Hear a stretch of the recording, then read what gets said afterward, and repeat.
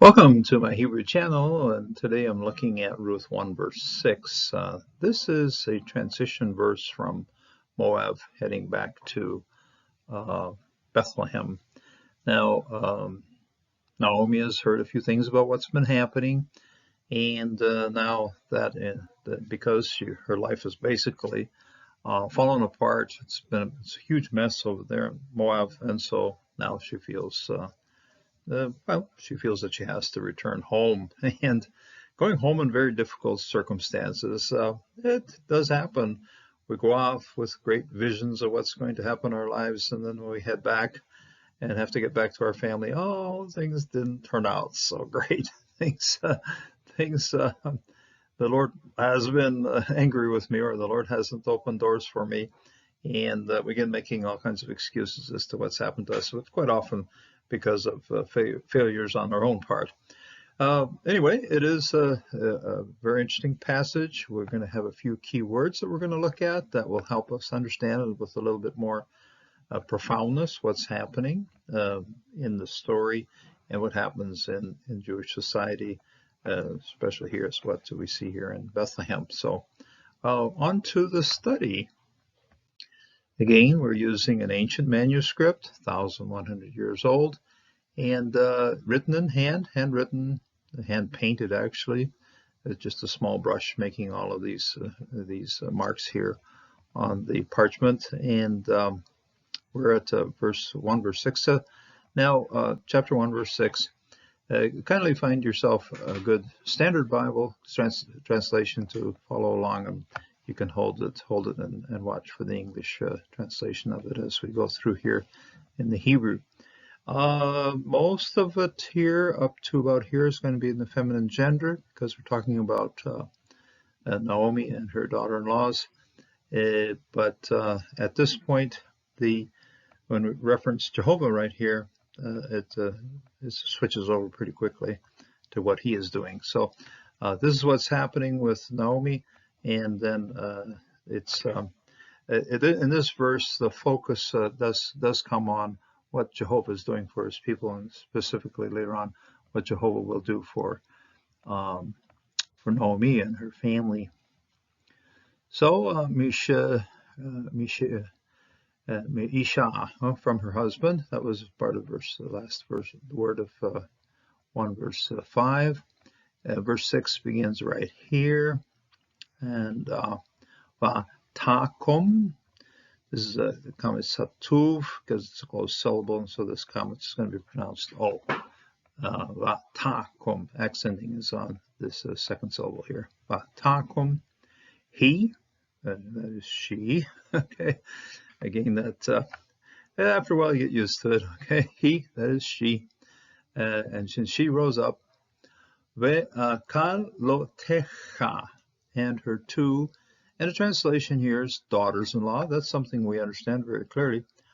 However, in Hebrew, the word kala, is the same word that's used for fiance, and also fiance or young bride, and used for daughter-in-law. It's based on this root of kal, which means to be complete, to be whole. Okay, the whole people, kol hayom, or the whole day. This is a very common root of kaflama to have something that's whole or complete. So what's happening here, this particular name or this particular identification means the women, it's feminine, the women who complete, the women who make whole. The women that bring a family together and complete a family. So when a bride marries a bridegroom, she completes the family. When a daughter-in-law forms part of the family and is living within the family, she is supposed to complete the family. In other words, this is also an expected role for these two women, for Orpah and for Ruth, to be involved in the family, to marry someone and stay as part of the family. And this is what's happening with Levirate marriage. When a family needs completion, and when, especially in a case like this where there's no children, nobody to carry the inheritance, nobody to carry the name of the family forward, the kaloteha has a role to complete the family. So as a very literal translation will say, and then the completers of her family, of her, came along. Okay, so Vetakom, he, Vekalateha, and her two daughters-in-law, her two family completers. Teshav, and she returned. This is a singular prefix form of to return, shuv. You look in the dictionaries, it'll be a shin surik bet, but it's a well-known return. This one, the shin bet, fits with returning, with resting, with living. This one is to return. The context that tells us very clearly that the word is return. And then she returned, Mishde, from the fields of Moab. Again, very consistent.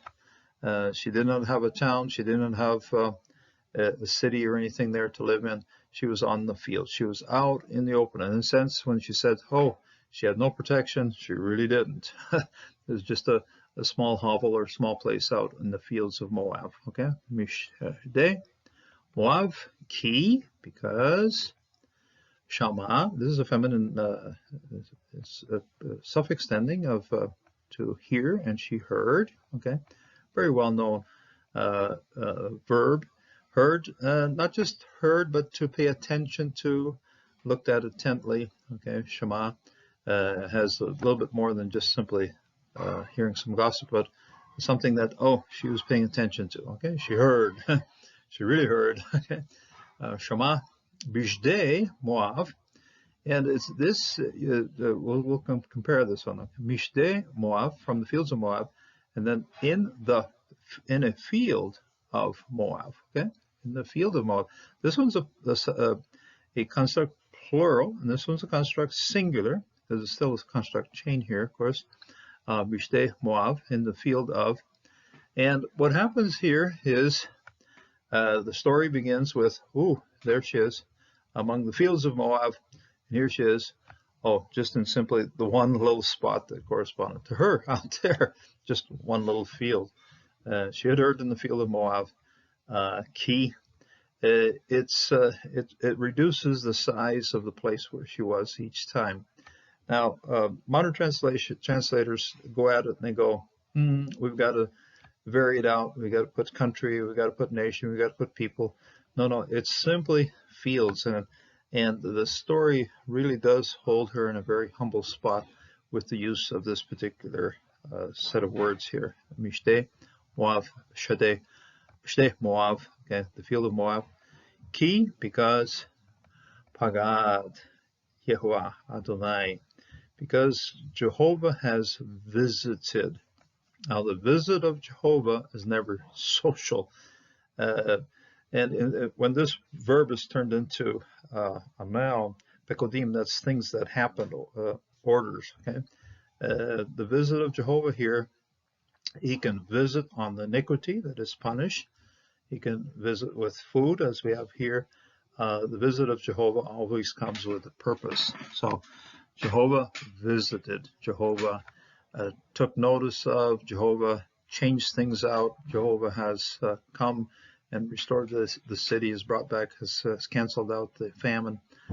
Things have changed, okay? So because that's something Jehovah does, okay?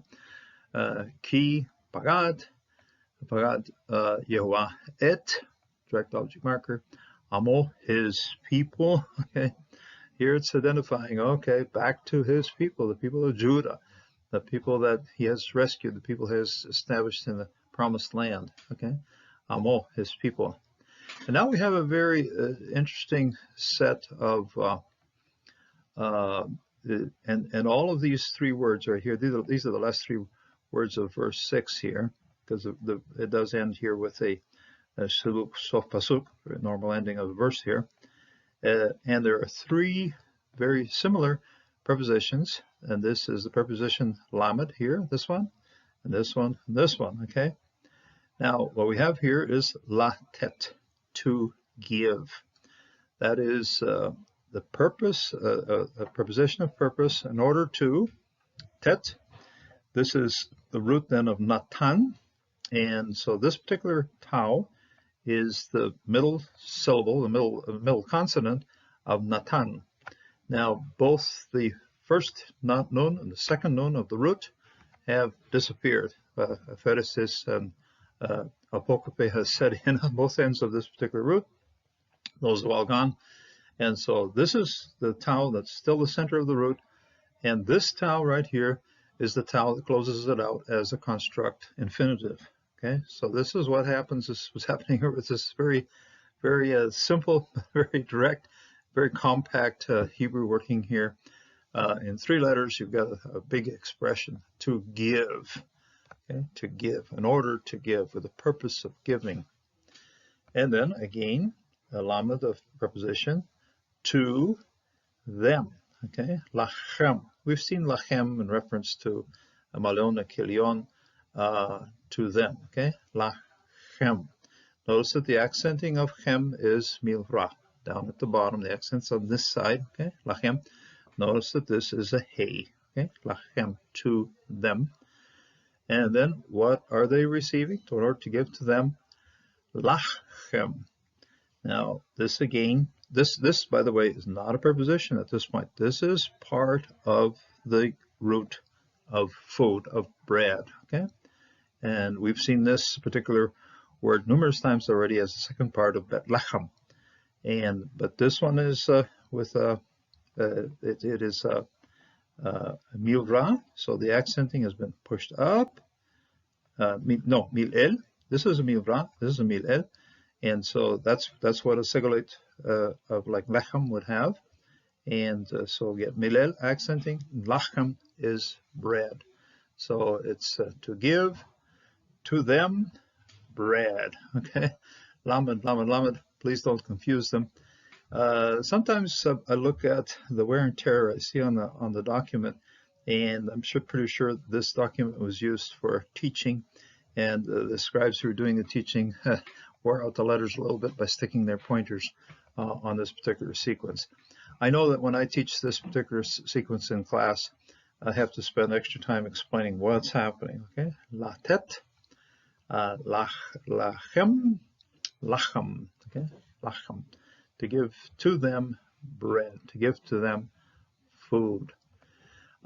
Things are changing, and so far the story has been sad. The story has been a sense of loss, a sense of things falling apart, people going their own way.